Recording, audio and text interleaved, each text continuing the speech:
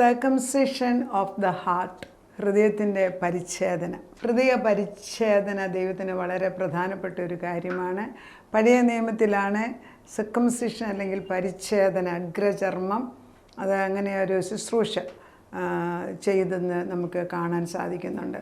ഞാൻ എടുക്കുന്നത് പുതിയ നിയമത്തിലെ റോമർക്കെഴുതിയ ലേഖനം 2:29 ഇങ്ങനെയാണ്: പുറമേ യഹൂദനായവൻ യഹൂദനല്ല, പുറമേ ജഡത്തിലുള്ളത് പരിച്ഛേദനയല്ല, അകമേ യഹൂദനായനത്രേ യഹൂദൻ. അക്ഷരത്തിലല്ല ആത്മാവിലുള്ള ഹൃദയ പരിച്ഛേദനയത്രേ പരിച്ഛേദന. അവന് മനുഷ്യരാലല്ല ദൈവത്താൽ തന്നെ പുകഴ്ച ലഭിക്കും. അപ്പം അക്ഷരത്തിൻ്റെ അല്ല, ആത്മാവിന്. ഞാൻ എപ്പോഴും ഈ ദിവസങ്ങളിലെല്ലാം ദൈവം തമ്പുരാൻ വചനം എടുക്കുമ്പം അക്ഷരത്തിൻ്റെ ശുശ്രൂഷയല്ല നമ്മളിവിടെ ചെയ്യുന്നത്, ആത്മാവിൻ്റെ ശുശ്രൂഷയാണ്. അക്ഷരം കൊല്ലുന്നു, ആത്മാവ് ജീവിപ്പിക്കുന്നു. അത് വചനം വരുന്ന ഉടനെ ഹൃദയത്തിനകത്തോട്ട് അത് ചെന്നിട്ട് ജോലി ചെയ്തിട്ട് തിരിച്ച് പ്രവർത്തിക്കുകയാണ്.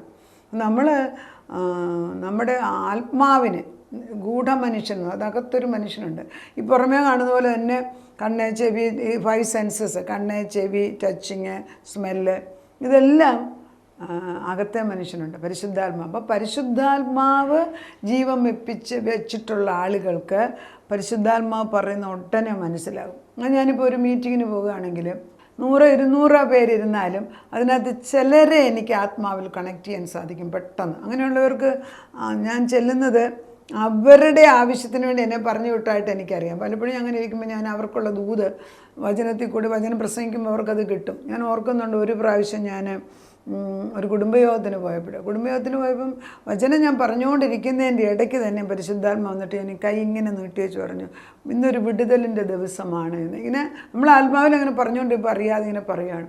ഞാൻ ഓർക്കുന്നു, അത് കഴിഞ്ഞപ്പം ഒരാഴ്ച കഴിഞ്ഞപ്പോൾ അവിടുത്തെ നടത്തിയ ആളുടെ ഭാര്യ എൻ്റെ വീട്ടിൽ വന്നേച്ച് പറഞ്ഞു, ആൻറ്റി അന്ന് അത് പറഞ്ഞപ്പോൾ എൻ്റെ ദേഹത്തുനിന്ന് എന്തോ അഴിഞ്ഞു പോയെന്ന്. അപ്പം നമ്മൾ അയക്കുന്ന വചനം പരിശുദ്ധാത്മാവിൻ്റെ ശക്തിയാലാണ് പോകുന്നത് എങ്കിൽ ക്രിയ ചെയ്യുന്നത് പരിശുദ്ധാത്മാവാണ്, നമുക്കല്ല അതിന് പ്രസക്തി.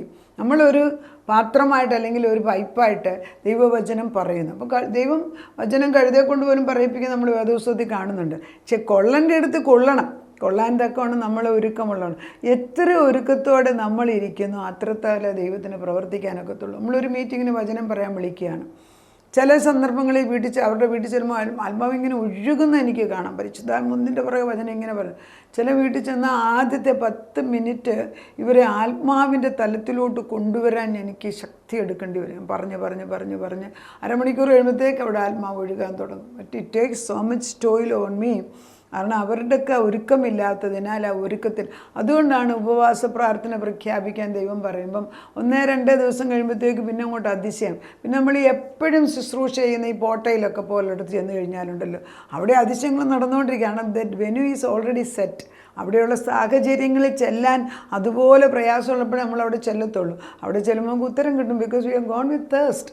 നമ്മൾ ഏത് ആഗ്രഹത്തോടു കൂടിയാണ്, നമ്മൾ എന്ത് പ്രശ്നം നമ്മളാൽ പരിഹരിക്കാൻ വയ്യാത്ത എങ്ങനെ പരിഹരിക്കാൻ ഒക്കുമെന്ന് വിശ്വസിച്ചുകൊണ്ട് നമ്മൾ എവിടെയാണ് പോകേണ്ടതെന്നറിയാം. കർത്താവ് പരിശുദ്ധാത്മ നമ്മളെ ലീഡ് ചെയ്യും. ചിലപ്പോൾ ഒരു വ്യക്തിയിലായിരിക്കും. ഒരാൾ നമ്മുടെ വീട്ടിലേക്ക് വന്ന്, വചനാത്മാവുള്ള ഒരാൾ വന്നിച്ച് അവസാനം ഒരു വലിയ പ്രസംഗം പറഞ്ഞിട്ട് നമുക്ക് ഡെലിവറൻസ് കിട്ടിയായിട്ട് പറഞ്ഞു വെച്ചു. അതേപോലും അന്ന് 20 വർഷം പുറകെ പ്രാർത്ഥിച്ചതിൻ്റെയോ അല്ലെ 10 വർഷം പ്രാർത്ഥിച്ച 2 വർഷം പ്രാർത്ഥിച്ചതിൻ്റെയോ ലാസ്റ്റ് കണ്ണി പൊട്ടിക്കാൻ മാത്രമേ അവർ ഉപയോഗിക്കുന്നുള്ളൂ. അതിന് ക്രെഡിറ്റ് മുഴുവൻ അവർക്കല്ല കൊടുക്കേണ്ടത്, നമ്മുടെ പുറകിലത്തെ പ്രാർത്ഥന. അത് നമ്മളൊരു വലിയൊരു വൃക്ഷം നട്ട്, മാവ് നട്ട് 4-5 വർഷം കഴിഞ്ഞപ്പോൾ അത് നിറച്ച് മാങ്ങ ഉണ്ടായി. അത് മാങ്ങ പറിക്കാവുന്നവൻ കൊണ്ടുവന്ന് പറിച്ചു തന്നെന്നും പറഞ്ഞ് മാങ്ങ അതിൻ്റെ പ്രസക്തി ആർക്കാണ്? നട്ടവർക്കല്ലേ. അത് നമ്മൾ മനസ്സിലാക്കണം. നമ്മൾ പ്രാർത്ഥിക്കുന്നതിന് ഉത്തരം ദൈവം തരും. പക്ഷേ ഏത് തരത്തിൽ ആരിൽ കൂടെ ലാസ്റ്റ് കണ്ണി പൊട്ടിച്ചത് കൊണ്ടുവരുന്നതെന്ന് അവർക്കല്ല പ്രസക്തി. നമ്മൾ ദൈവസന്നിധി നമ്മൾ തന്നെ കൊണ്ടു ചെല്ലണം. അപ്പോൾ ഹൃദയത്തിനൊരു പരിച്ഛേദന ആവശ്യമുണ്ടെന്ന് കർത്താവ് പറയാം. പലപ്പോഴും ഹൃദയ പരിച്ഛേദന ആവശ്യമുള്ള എന്തിനാണെന്ന് ചോദിച്ചാൽ, നമ്മൾ ദൈവത്തിന് പകരം വചനാടിസ്ഥാനത്തിലായിരിക്കും, അല്ലെ നമ്മുടെ മക്കളോടുള്ള സ്നേഹം കൊണ്ടായിരിക്കും, അല്ലെ വേറെ ഏതെങ്കിലും കാര്യം അത്യാവശ്യമായിട്ട് അതങ്ങ് ദൈവമായിട്ടങ്ങ് മാറും. പിന്നെ ഇരിക്കുമ്പോഴും കിടക്കുമ്പോഴും ഉറക്കുമ്പോഴും എല്ലാം ഇത് തന്നെയാണ് ചിന്ത. അത് അമ്മമാരോട് പറഞ്ഞാൽ പെട്ടെന്ന് മനസ്സിലാകും. അമ്മമാർക്ക് മക്കൾക്ക് എന്തെങ്കിലും പ്രശ്നമുണ്ടോ ഇവർ ഇരിക്കുമ്പോഴും നടക്കുമ്പോഴും ഉറങ്ങുമ്പോഴും ഭക്ഷണം കഴിക്കുമ്പോഴും എല്ലാം ഇവരുടെ ചിന്തയിൽ നിന്ന് മാറത്തില്ല. എന്നാൽ പണത്തിൻ്റെ പ്രശ്നം വരട്ടെ, ഒരു പുരുഷനെ സംബന്ധിച്ചിടത്തോളം ആ പുരുഷനാണ് ആ വീടിൻ്റെ പ്രൊവൈഡ് ചെയ്യുന്ന ആളെങ്കിൽ, അല്ലെങ്കിൽ പണം ഉണ്ടാക്കുന്ന അദ്ദേഹത്തിൻ്റെ മനസ്സിൽ എപ്പോഴും എങ്ങനെ പൈസ ഉണ്ടാക്കണം എന്നുള്ള ചിന്തയായിരിക്കും. Because that becomes the dominating nature feature in our heart. നമ്മുടെ ഹൃദയത്തിൽ ക്രിസ്തുവിന് പകരം വേറെ എന്ത് കയറിയിരുന്നാലും അവിടെ ഒരു പരിച്ഛേദന ആവശ്യമുണ്ട് ചോദിക്കാൻ. It's A beautiful thing. നമ്മുടെ ഹൃദയത്തിൽ മക്കളാണോ നമ്മുടെ ഇരിക്കുന്നതെങ്കിൽ അവരുടെ പ്രയാസമാണ് നമ്മുടെ മുമ്പിൽ, കർത്താവേ ഹൃദയ പരിച്ഛേദന ആവശ്യമുണ്ട്, എൻ്റെ ഹൃദയത്തിന് പരിച്ഛേദന തന്നേ ഒക്കത്തുള്ളൂ, കാരണം ഈ പുറമേ കാണുന്നതൊന്നും അല്ല കാര്യം, എൻ്റെ ഹൃദയം നിന്നിൽ നിന്ന് പ്രശ്നത്തിലേക്ക് കണ്ണു മാറുന്നു. അതായത് അയ്യോ ഇത്രയും ആളുകൊണ്ട് ഇവർക്ക് ഇങ്ങനെ ഭക്ഷണം കൊടുക്കും, ആ ഒരു ചിന്തയാണ്. അയ്യോ ഇത്രയും പേര് വന്നാൽ നമ്മൾ എന്ത് കൊടുക്കും, എനിക്ക് അതിനുള്ള ആരോഗ്യം കാണുമോ, അതിനുള്ള പണം കാണുമോ, ഇതെല്ലാം ചിന്തകളിൽ കയറി വരും. പക്ഷെ നമ്മൾ പറയല്ലേ ഈ ഹൃദയ പരിച്ഛേദന കൊടുത്തിട്ട് ദൈവത്തിൻ്റെ മുമ്പിലല്ലേ നമ്മൾ നിൽക്കുന്നത്. അതുകൊണ്ട് ഇത് പൗലോസ് പറയുമ്പോൾ റോമർക്കെഴുതിയ ലേഖനത്തിനകത്ത് എഴുതിയിരിക്കുന്നത് അക്ഷരത്തിലല്ല ആത്മാവിലുള്ള ഹൃദയ പരിച്ഛേദന പരിച്ഛേദന. അപ്പോൾ ഇതിൻ്റെ പുറകോട്ട് പോകണം, ബാക്ക്ഗ്രൗണ്ട് പോകുമ്പോൾ ദൈവം അബ്രഹാമിനെ വിളിച്ചിട്ടാണ് ഈ പരിച്ഛേദനയെക്കുറിച്ച് പറയുന്നത്. ദൈവം തൻ്റെ ജനതയ്ക്ക്, ഞാൻ മനസ്സിൽ ഇത് ചിന്തിക്കുന്നത് അതിലോട്ട് വരുന്നതിന് മുമ്പ്, മനുഷ്യൻ നമ്മൾ ഒരു കുഞ്ഞുണ്ടാകുമ്പോൾ നമ്മൾ സ്വർഗത്തിലെ അപ്പച്ചൻ്റെ പ്ലാൻ അനുസരിച്ച് ഒരു ഭാര്യയും ഭർത്താവും കൂടി ചേർന്ന് അവർക്കൊരു മകനോ ഒരു മകളോ ഒരു കുഞ്ഞുണ്ടാകുമ്പോൾ നമ്മളത് മനസ്സിലാക്കുന്നുണ്ട്, എത്ര പെർഫെക്റ്റായിട്ടാണ് ആ ഒരു സൃഷ്ടി ഇറങ്ങി ഇങ്ങോട്ട് വരുന്നത്. മനോഹരമായ ആ കുഞ്ഞിനെ ഏതെല്ലാം രൂപത്തിൽ മനോഹരമാക്കി, 2 കണ്ണ് 2 ചെവി, പിന്നെ ഒരു മൂക്ക്, വായ, കണ്ണ്, തല, ബ്രെയിന്, ബോഡി എല്ലാം വെച്ച് കുഞ്ഞിനെ ഇങ്ങോട്ട് നമുക്ക് തരുന്നതെന്ന് ഓർക്കണം. അല്ലാതെ ഒന്നിനെ പകുതി മാറ്റി വെച്ചിട്ടല്ല.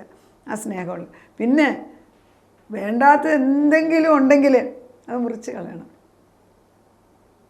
ജീവിതത്തിലെല്ലാം തികഞ്ഞ് അനുഗ്രഹമാക്കി നടത്താൻ തന്നെയാണ് ദൈവം നമ്മളെ സൃഷ്ടിച്ചു വെച്ചിരിക്കുന്നത്. നമ്മൾ പാപം ചെയ്തതുകൊണ്ട് വേണ്ടാത്തല്ല നമ്മുടെ തലയിലും ഹൃദയത്തിലും കയറുമ്പം പരിച്ഛേദന നമുക്ക് ആവശ്യമുണ്ട്. എന്തിനാ ദൈവം അബ്രഹാമിനെ വിളിച്ച് പരിച്ഛേദന കൊടുത്തതെന്ന് നോക്കാം. അബ്രഹാമിനോട് പറയുകയാണ് 16-ാം അധ്യായം അബ്രഹാമിനകത്ത് ഈ പരിച്ഛേദനയെക്കുറിച്ച് 17-ാം അധ്യായത്തിൻ്റെ 10 തൊട്ട് ഇങ്ങനെയാണ് വായിക്കുന്നത്. ദൈവം പറയാണ്, എനിക്കും നിങ്ങൾക്കും നിൻ്റെ ശേഷം നിൻ്റെ സന്തതിക്കും മധ്യേയുള്ളതും നിങ്ങൾ പ്രമാണിക്കേണ്ടതുമായ എൻ്റെ നിയമമാവിത്. നിങ്ങളിൽ പുരുഷപ്രജയൊക്കെയും പരിച്ഛേദന ഏൽക്കണം. നിങ്ങളുടെ അഗ്രചർമ്മം പരിച്ഛേദന ചെയ്യണം. അത് എനിക്കും നിങ്ങൾക്കും മധ്യേയുള്ള നിയമത്തിൻ്റെ അടയാളമാകുന്നു. തലമുറയായി നിങ്ങൾ പുരുഷപ്രജയൊക്കെയും 8 ദിവസം പ്രായമാകുമ്പോൾ പരിച്ഛേദന ഏൽക്കണം. വീട്ടിൽ ജനിച്ച ദാസനായാലും നിന്റെ സന്തതി അല്ലാത്തതിനായ അന്യനോട് വിലയ്ക്ക് വാങ്ങിയവനായാലും ശരി, നിന്റെ വീട്ടിൽ ജനിച്ച ദാസനും നീ വില കൊടുത്ത് വാങ്ങിയവനും പരിച്ഛേദന ഏറ്റേ കഴിയൂ. എൻ്റെ നിയമം നിങ്ങളുടെ ദേഹത്തിൽ നിത്യനിയമമായിരിക്കണം. ഇത്ര വ്യക്തമായിട്ട് ഒരു നിത്യ നിയമം ഉറപ്പിക്കുക. ഉടമ്പടിയാണ് circumcision, a covenant of circumcision. ദൈവം പറയുകയാണ് പുരുഷപ്രജയുടെ അഗ്രചർമ്മം എന്ന് നമ്മൾ പറയുമ്പോൾ അതറിയാൻ വയ്യാത്തവർക്ക് വേണ്ടി പരിച്ഛേദന, മനുഷ്യൻ്റെ ലിംഗത്തിൽ നിന്ന് അഗ്രചർമ്മം നീക്കം ചെയ്യുന്ന ഒരു പ്രക്രിയയാണ് പരിച്ഛേദന എന്ന് പറയുന്നത്. അതായത് ദൈവം കൽപ്പിക്കുകയാണ് ആവശ്യമില്ലാത്തതായിട്ടുള്ള സൃഷ്ടിയുടെ അവസാനം വന്നിരിക്കുന്ന അഗ്രം, അതിൻ്റെ അറ്റത്തുള്ള ചർമ്മം മുറിച്ച് കളയണം. അത് ദൈവത്തിന് പർപ്പസ് വരണം. പക്ഷെ കർത്താവ് ഞാനും നിങ്ങളുമായിട്ടുള്ള ഒരു ഉടമ്പടിയാണ്, അതൊരു നിത്യ ഉടമ്പടി ആയിരിക്കണം.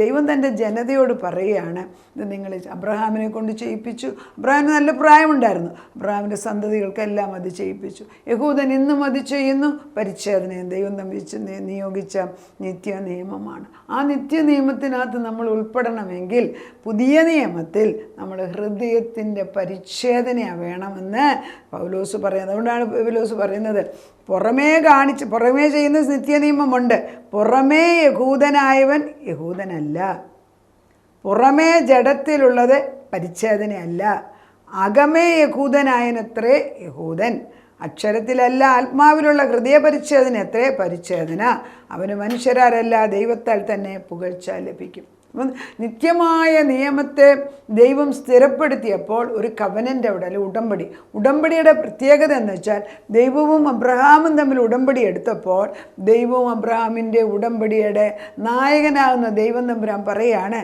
നിനക്ക് തെറ്റുപറ്റിയാലും ഞാനത് ഒബ്സർവ് ചെയ്യും, ഞാനത് മാനിക്കും. നമ്മൾ മനസ്സിലാക്കേണ്ടത് അതാണ്. നമ്മൾക്ക് ഈ ഉടമ്പടികളൊന്നും പൂർത്തീകരിക്കാൻ കഴിവില്ല. പക്ഷെ ഉടമ്പടികൾ, ബൈബിളിക്കൽ ഉടമ്പടികളെല്ലാം, വേദപുസ്തക അടിസ്ഥാനത്തിലുള്ള ഉടമ്പടികളെല്ലാം കോൺട്രാക്റ്റിനെക്കാട്ടിലും ഉപരിയായിട്ട് ദൈവവും മനുഷ്യനുമായിട്ട് എൻ്റർ ചെയ്യുന്ന ഒരു ബന്ധമാണ്. അതിന് നിബന്ധനകളുണ്ട്.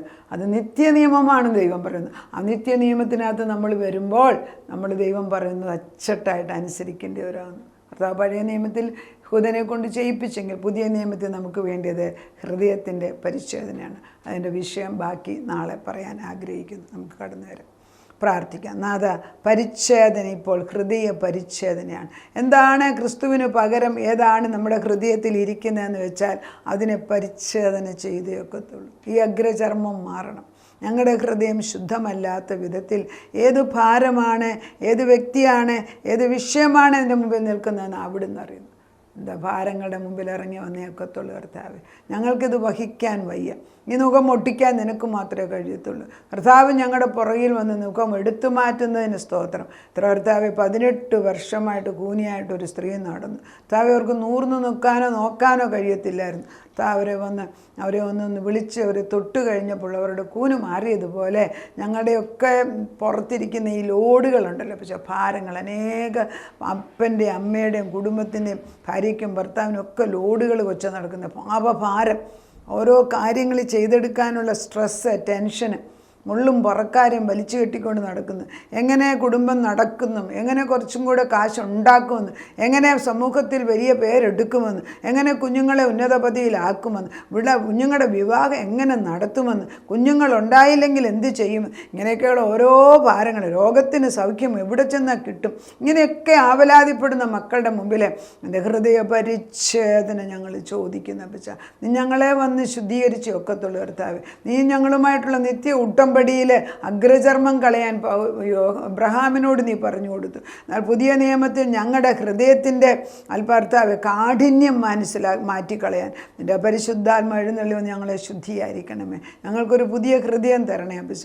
പരിച്ഛേദന ഹൃദയത്തിന് ആവശ്യമുണ്ടെന്ന് മനസ്സിലാക്കിച്ചു തന്ന് ഞങ്ങളത് നിന്നോട് ചോദിക്കുമ്പോൾ അവിടുന്ന് ഇറങ്ങി വന്ന് വലിയ സർജനായിട്ട് വന്ന് ഞങ്ങൾക്ക് വേണ്ടി അത് ചെയ്തു തരുന്ന ഓർത്ത് നന്ദിയോടെ സ്തോത്രം ചെയ്യുന്നു. പ്രാർത്ഥന കേട്ട് ഞങ്ങളെ ബലപ്പെടുത്താനൊക്കെ ഓടി വന്ന് വീണ്ടും ഞങ്ങളിലുള്ള ബലഹീനതയെ അടിച്ചു മാറ്റി ക്രിസ്തുവിനെ വീണ്ടും അവിടെ ഉറപ്പിച്ചിരുത്തുന്നതിന് സ്തോത്രം ചെയ്യുന്നു.